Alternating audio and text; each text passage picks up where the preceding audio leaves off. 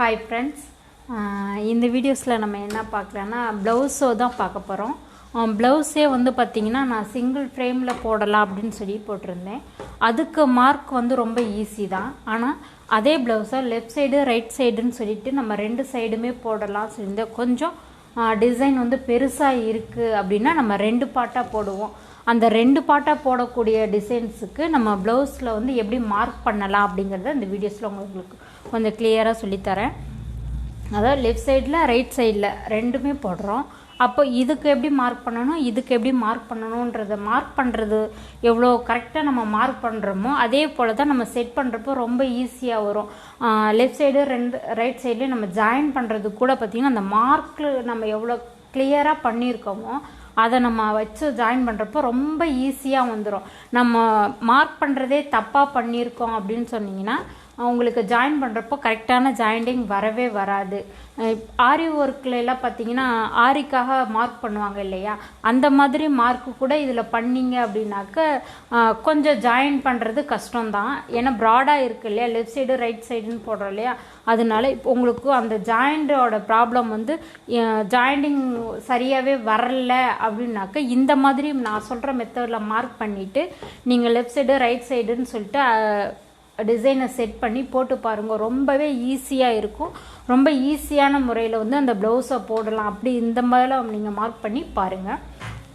அதுக்கப்புறம் இப்போ தான் ஃபர்ஸ்ட்டு டைம் நீங்கள் என்னோடய சேனலை பார்க்குறீங்க அப்படின்னா மறக்காமல் சப்ஸ்கிரைபர் பண்ணிவிடுங்க. இந்த மிஷின் வந்து பார்த்திங்கன்னா 550. இந்த மிஷினோட ப்ரைஸு டீட்டெயில்ஸு எல்லாமே ஒவ்வொரு வீடியோஸ்லேயும் நீங்கள் கேட்டிருக்கீங்க. ஸோ ஏற்கனவே இந்த மிஷின் வந்து 450 550 அந்த ரெண்டு மிஷினுக்குரிய டிஃப்ரென்ஸ் என்ன, இதுலைக்கும் அதுக்கு என்ன டிஃப்ரென்ஸ் அப்படிங்கிறத பற்றியும் இதோட ப்ரைஸு மற்ற டீட்டெயில்ஸ் எல்லாமே பார்த்திங்கன்னா நான் வீடியோவாக போட்டிருக்கேன். அதோட லிங்க்கு கீழே டிஸ்கிரிப்ஷனில் கொடுக்குறேன், அதை பாருங்கள். அதுக்கப்புறம் பேசிக்கில் இருந்து இந்த மிஷினில் நீங்கள் என்னென்ன மாதிரிலாம் டிசைன் பண்ணலாம் அப்படிங்கிற டீட்டெயில்ஸ் எல்லாமே இதுக்கு முன்னாடி நான் வீடியோஸை அப்லோடு பண்ணியிருக்கேன். அதோட லிங்க்கும் கீழே டிஸ்கிரிப்ஷனில் கொடுக்குறேன். கொஞ்சம் நீங்கள் செக் பண்ணி பார்த்தீங்க அப்படின்னாலும் உங்களுக்கு இந்த மிஷினோட பற்றின எல்லா டீட்டெயில்ஸுமே வந்து நான் வீடியோஸை போட்டிருக்கேன். டிஸ்கிரிப்ஷனில் லிங்க்கு தரேன், கொஞ்சம் பாருங்கள். ஃபஸ்ட்டு டைம் பார்க்குறீங்க அப்படின்னா சப்ஸ்கிரைபர் பண்ணிவிட்டு உள்ளே போய் வீடியோஸில் பார்த்தீங்க அப்படின்னாலே இந்த மிஷினை பற்றின எல்லா டீட்டெயில்ஸுமே நான் கிளியராகவே கொடுத்துருப்பேன். அதில் உங்களுக்கு டவுட்டாக இருந்தாலும் நீங்கள் கமெண்ட் பாக்ஸில் கேட்டிங்க அப்படின்னாக்க நான் கிளியராக எக்ஸ்பிளைன் பண்ணுவேன். வாங்க வீடியோவில் போயிட்டு இதை ப்ளவுஸை எப்படி மார்க் பண்ணலாம் அப்படிங்கிறத பற்றி உங்களுக்கு கிளியராக தெளிவாக சொல்கிறேன் பாங்க. ஆனால் இந்த கம்ப்யூட்டர் எம்ப்ராய்டரிக்கு எப்படி மார்க் பண்ணலாம் அப்படின்னா இந்த அளவு அவங்க ஸ்டிச்சிங் அளவு இதை நம்ம விட்டுறட்டோம். இது பார்த்திங்கன்னா இதுதான் அவங்க கட் பண்ணுற அளவாக இருக்கும். இதில் பார்த்திங்கன்னா 2.5 இன்ச் அகலம், அந்த நெக்கோட அகலம் கொடுப்பாங்க. இந்த இடத்துல தான் அவங்க இப்படி நம்ம கட் பண்ணுவோம் இல்லையா. அப்போ இந்த இடத்துல இருந்து நம்ம டிசைன் போடக்கூடாது. ஒரு 1/4 இன்ச் விட்டுட்டு இந்த இடத்த மார்க் பண்ணுங்க.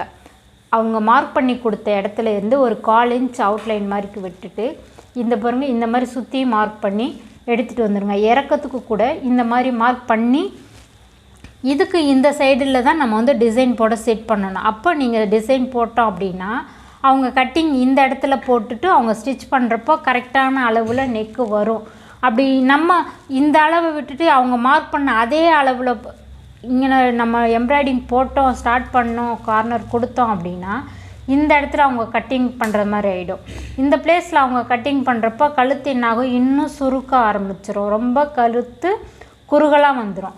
அதனால் அவங்க மார்க் பண்ணி கொடுக்குறதா இருந்தால் எப்படி மார்க் பண்ணி தர்றாங்கன்னு ஃபஸ்ட்டு நீங்கள் கேட்டுக்கோங்க. நீங்களே மார்க் பண்ணி போடுறதுன்னா ரொம்ப ஈஸி. இந்த அளவு 2.5 இருக்கு இல்லையா, இதிலேருந்து நம்ம ஒரு 1/4 இன்ச்சு கொஞ்சமாக கேப் விட்டுட்டு இது போல் நீங்கள் மார்க் பண்ணிவிடுங்க. ஸ்ட்ரைட்டாக மார்க் பண்ணிவிட்டு இறக்கம் பார்த்திங்கன்னா இந்த இறக்கத்தில் தான் கட் பண்ணுவாங்க. நம்ம இந்த இடத்துல மார்க்கு இந்த கார்னரில் டிசைன் போட்டோம் அப்படின்னா இந்த மாதிரி ரவுண்ட் ஷேப் எடுத்துகிட்டு வந்து பாருங்கள்.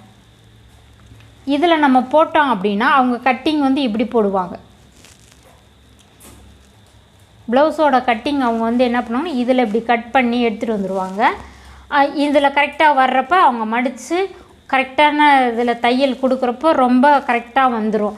இந்த இடத்த நம்ம கரெக்டாக செட் பண்ணினா மட்டுமே வந்து இந்த நெக்கில் வந்து அகலம் கரெக்டான ஒரு அகலமாக மேட்ச் பண்ணி நம்ம போடலாம். அதுக்கப்புறம் இதவே வந்து ரெண்டு சைடுமே நம்ம மார்க் பண்ணிக்கணும். இப்போ நான் வந்து ரெண்டாக ஃபோல்டு பண்ணி மடித்து போட்டிருக்கேன் இல்லையா, இதை நான் அப்படியே இந்த சைடில் காப்பி பண்ணி எடுத்துக்கலாம். கொஞ்சம் டார்க்காக இப்படி மார்க்கரில் சாக் பீஸில் போட்டிங்க அப்படின்னா ரொம்ப ஈஸியாக இருக்கும். இந்த மாதிரி டார்க்காக போட்டுக்கோங்க. பாருங்கள், இந்த மாதிரி டார்க்காக போட்டு இது வந்து இந்த இடத்துல முடியுது இல்லைங்களா, இதை என்ன பண்ணுறேன் அப்படின்னா ஸ்ட்ரைட்டாகவே போட்டுருங்க லைனு. பாருங்கள், நான் லைன் வந்து ரொம்ப ஸ்ட்ரைட்டாகவே எடுத்துகிட்டு வந்துடுறேன். ஏன்னா நம்ம 2 பார்ட்டாக போடுவோம் இல்லையா.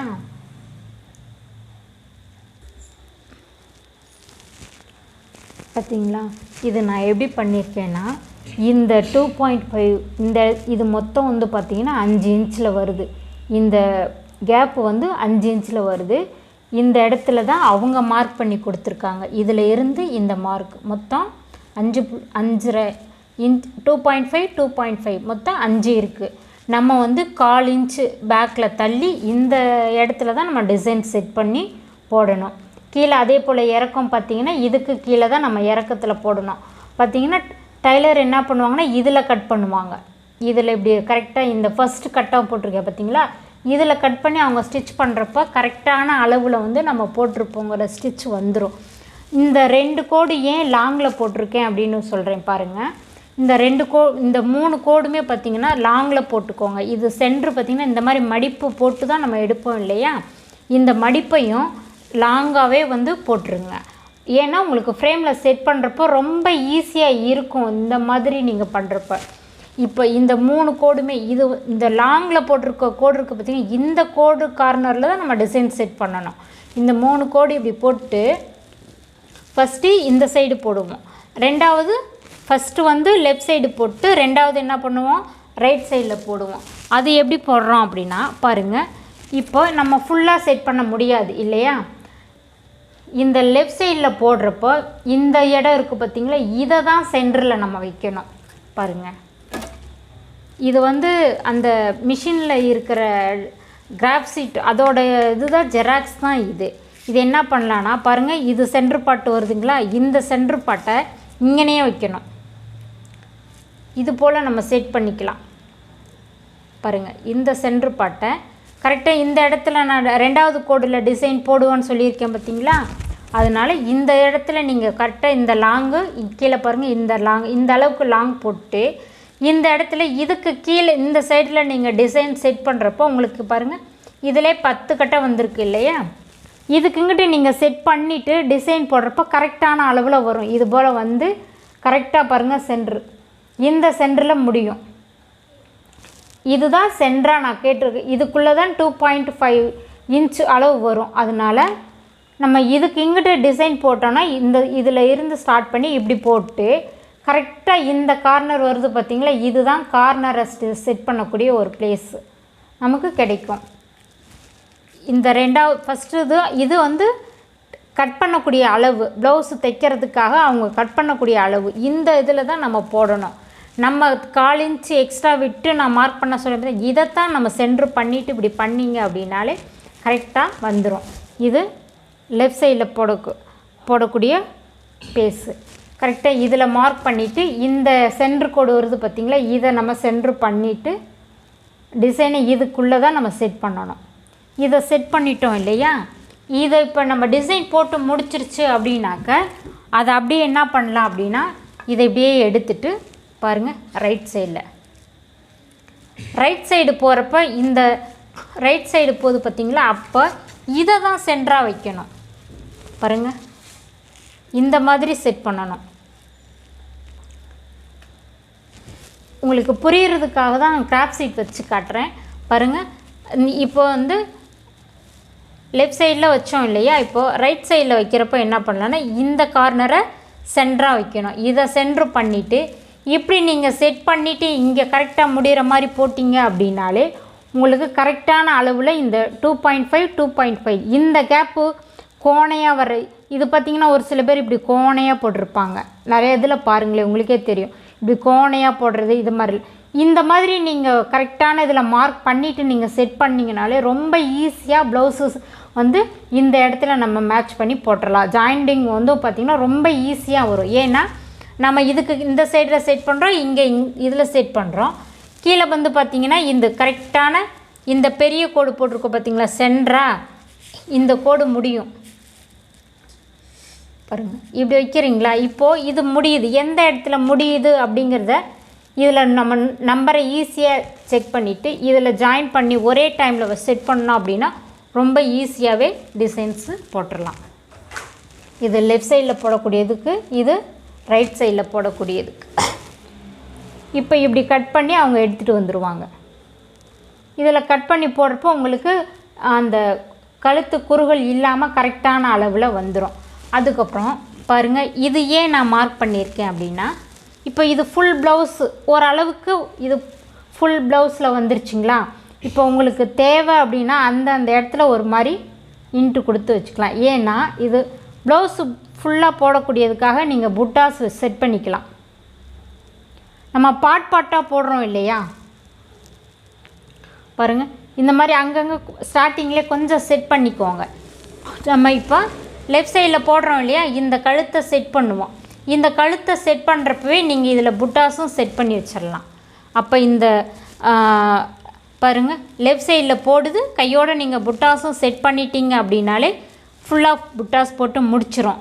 அதே போல் இந்த கேப்பை வந்து நம்ம மென்ஷன் பண்ணி இந்தந்த இடத்துல வந்து அழகாக இருக்குன்னு ஃபஸ்ட்டே இன்ட்டு போட்டு வச்சுக்கோங்க. இப்படி போட்டிங்கன்னா புட்டாஸ் நம்ம அந்தந்த இடத்துல கரெக்டாக செட் பண்ணி வச்சிடலாம். அடுத்து இப்படி நம்ம ரைட் சைடில் போடுறோம் இல்லையா, ரைட் சைடில் போடுறப்ப இந்த இடத்துல நம்ம ஃப்ரேம் செட் பண்ணிவிட்டு பாருங்கள் இப்படி இன்ட்டு போட்டு வச்சுக்கோங்க. ஏன்னா இந்தந்த இடத்துல நம்ம புட்டாஸை வந்து அங்கங்கே கரெக்டாக வச்சிட்டோம் அப்படின்னாலே ப்ளவுஸ் ஃபுல்லாக வந்து புட்டாஸ் போடக்கூடியதுக்கு நீட்டாக வந்துடும். எவ்வளோ நீட்டாக இப்போ இதவே நான் ஃப்ரேமில் உங்களுக்கு வச்சு காட்டுறேன்.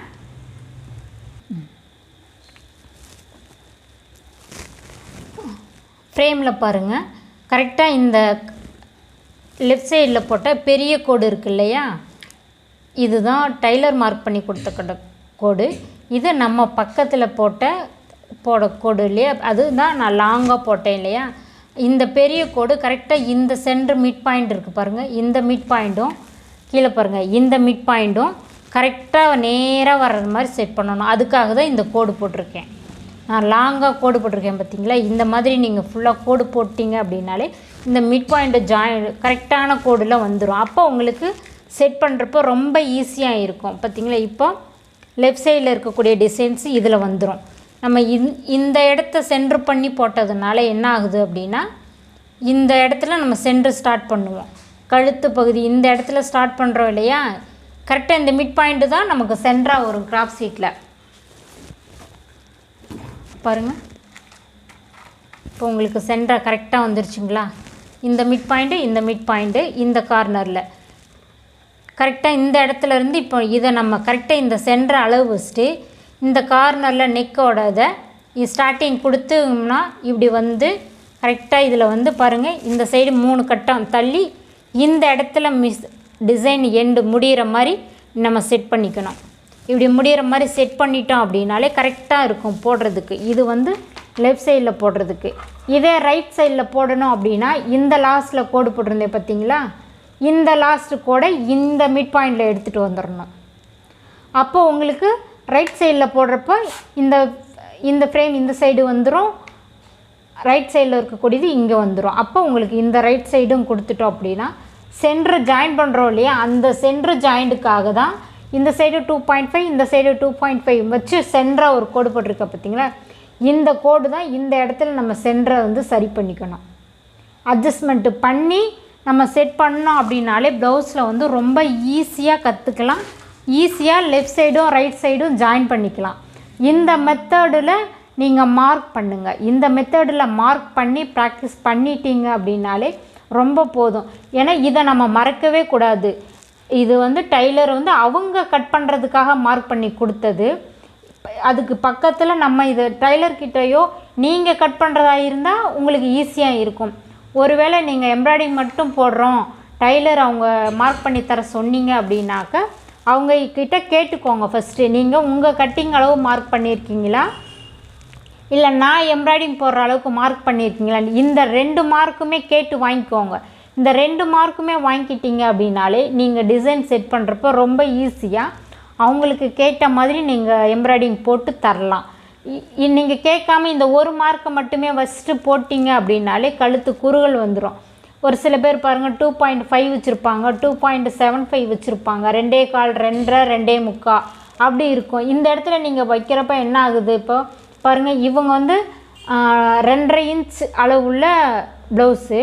ஆனால் நான் இந்த இடத்துலையே வச்சேன்னு வச்சுக்கோங்களே, அவங்க டைலர் கட் பண்ணுறப்ப இன்னும் கொஞ்சம் முன்னாடி கட் பண்ணுறப்ப இந்த ப்ளவுஸோட அளவு 2.25 மாறிடும். அப்போ கழுத்து குறுகலாக ஆயிரும்.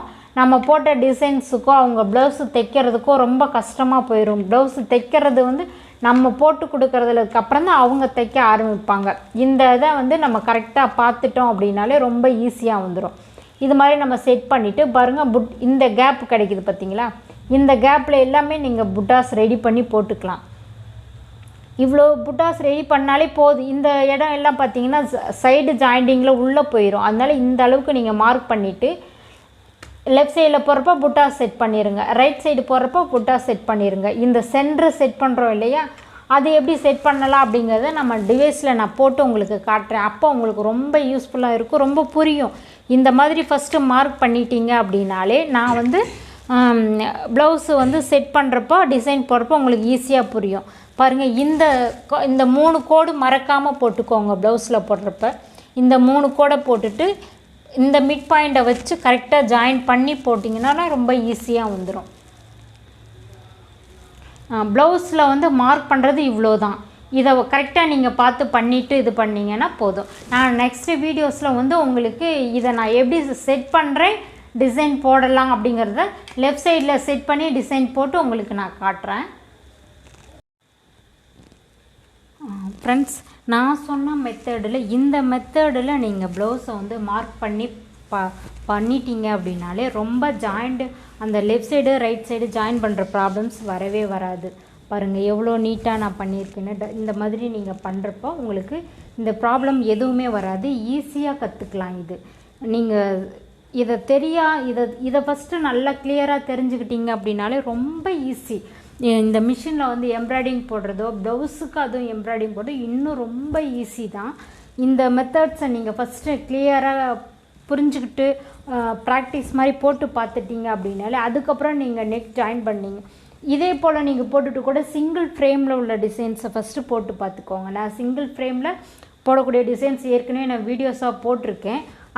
இந்த மாதிரி நீங்கள் மார்க் பண்ணிவிட்டு இந்த 2வது கோடு போட்டிருக்கோம் இல்லையா, லாங் கோடு, இந்த இதுக்கு இங்கிட்டு சிங்கிள் ஃப்ரேமில் வந்து கரெக்டாக போட்டு பார்த்துட்டு இந்த இடம் வந்து சென்டராக இருக்கக்கூடியது left side right side join பண்ணுறது வந்து நீங்கள் சிங்கிள் ஃப்ரேமில் போட்டு ப்ராக்டிஸ் பண்ணிவிட்டு நீங்கள் லெஃப்ட் சைடு ரைட் சைடு போடுறதுக்கு நீங்கள் பண்ணிங்க அப்படின்னாலே ரொம்ப ஈஸி தான். ஒரு 2 ப்ளவுஸ் 3 ப்ளவுஸ்லேயே நீங்கள் ரொம்ப ஈஸியாக கற்றுக்கலாம். அவ்வளோ ஈஸியாக கற்றுக்கக்கூடியது தான். நான் இந்த மெத்தட்ஸ் எல்லாமே வந்து நமக்கு டெமோ வராங்க இல்லையா, அவங்க சொல்லித்தர மாட்டாங்க. டெமோ வரவங்க வந்து போடுறதுக்கு மட்டும்தான் சொல்லி தருவாங்க, மற்ற எந்த ஒரு இதுவுமே சொல்லித்தர மாட்டாங்க. இது எல்லாமே வந்து பார்த்திங்கன்னா நம்மளோட ஓனில் தான் பண்ணணும். இந்த மெத்தட்ஸில் நீங்கள் பண்ணிங்க அப்படின்னால ரொம்ப ஈஸியாகவும் குயிக்காகவும் நீங்கள் ப்ளவுஸ் வந்து தப்பு இல்லாமல் ஏற்றம் இறக்கம் இல்லாமல் left side right side join பண்ணுறதுல வந்து கரெக்டாக மிட் பாயிண்டில் ஜாயின் பண்ணி பண்ணலாம். இந்த மெத்தட்ஸில் நீங்கள் மார்க் பண்ணிவிட்டு போட்டிங்க அப்படின்னால ரொம்ப ஈஸியாக பண்ணிடலாம்.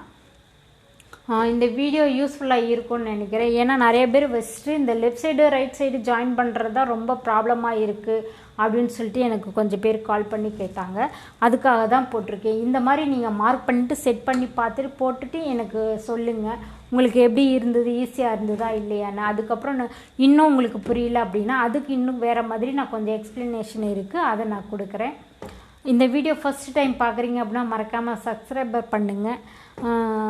கமெண்ட் பாக்ஸில் கேளுங்க, இந்த மிஷினோட எல்லா டீட்டெயில்ஸும் நான் சொல்லுவேன். இதுக்கு முன்னாடி போட்டிருக்கிற வீடியோஸில் ப்ரைஸில் உள்ள எல்லா டீட்டெயில்ஸுமே நான் போட்டிருக்கேன். அதை கொஞ்சம் நீங்கள் பார்த்தீங்கனாலே உங்களுக்கு ஈஸியாக புரியும். என்கிட்ட இருக்கிறது 550e எம்ப்ராய்டிங் மிஷின் தான். இதை ஃபஸ்ட்டு மார்க் பண்ணுங்கள். நெக்ஸ்ட் வீடியோஸில் நான் ரைட் சைடில் எப்படி டிசைன் செட் பண்ணலாம் அப்படிங்கிறத பற்றி நான் வீடியோஸ் போடுறேன். தேங்க்யூ ஃபார் வாட்சிங்.